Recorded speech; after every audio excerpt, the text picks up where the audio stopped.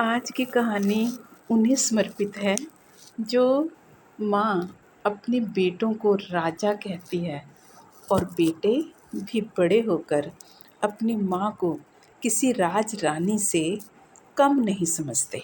सुनिए, कहानी का शीर्षक है राज रानी। माँ, क्यों जिद कर रही हो? मेरे साथ शहर चलो। विद्या है, तुम्हारे पोता पोती अंश और अंशिका है। क्या हम विद्या पर बोझ हैं?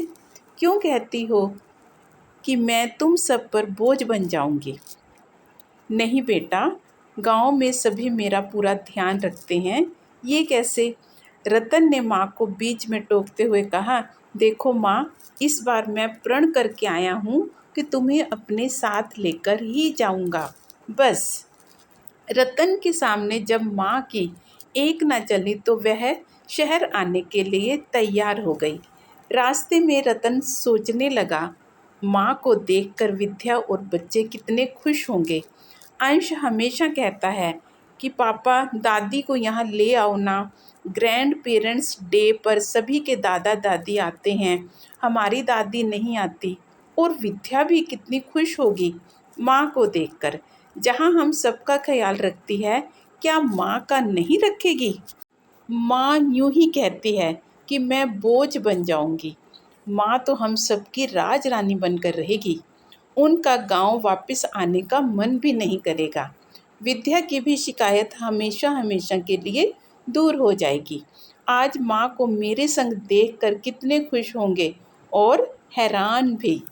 जब रतन माँ को लेकर घर पहुँचा, सभी बहुत खुश थे। विद्या की तो खुशी का ठिकाना ही नहीं था। सभी ने इकट्ठे बैठकर खाना खाया। फिर बच्चे जिद करने लगे, दादी माँ कहानी सुनाओ, हम आपके साथ ही सोएंगे। और ये कहते कहते बच्चे दादी माँ को अपने कमरे में ले गए। विद्या के चेहरे पर असीम मुस्कान थी। उसने धीरे से रतन से पूछा कि माँ अब हमारे साथ ही रहेंगी? रतन ने भी मुस्कुराते हुए कहा, नहीं, हम सब माँ के साथ रहेंगे। सुनकर विद्या को संतोष मिला।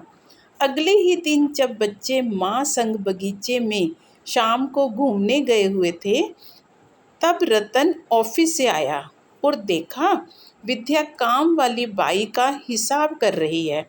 रतन ने विद्या से पूछा, बाई को क्यों हटा रही हो? 5 वर्षों से बहुत अच्छा काम कर रही है। फिर अचानक रतन ने बाई को वहीं रुकने के लिए कहा और विद्या को कमरे में ले आया।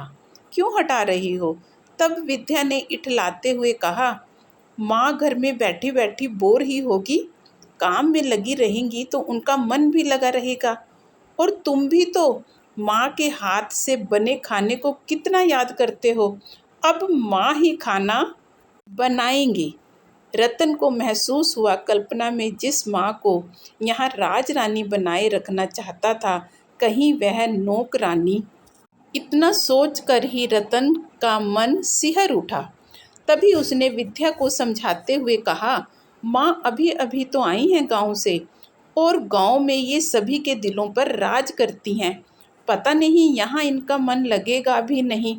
वैसे भी जितने दिन माँ यहाँ रहेंगी, वह हम सबकी राजरानी बनकर ही रहें तो अच्छा है। लेकिन गांव में भी इनकी आत्मा बसती है, कहीं ये गांव वापिस ही ना चली जाएं। फिर बाई को कैसे ढूंढेंगे? रतन के ये शब्द सुनते ही विद्या के चेहरे पर कड़वाहट फैल गई। वह पैर पटकते हुए कमरे से बाहर निकल गई। रतन ने बाई से कहा, अभी हम तुम्हें छोड़ने वाले नहीं, तुम यहीं काम करोगी। सुनकर बाई चेहरे पर मुस्कुराहट लिए गेट से बाहर निकल गई। तो बताइए, कैसी लगी ये लघु कथा? अपने कमेंट्स में ज़रूर लिखिएगा।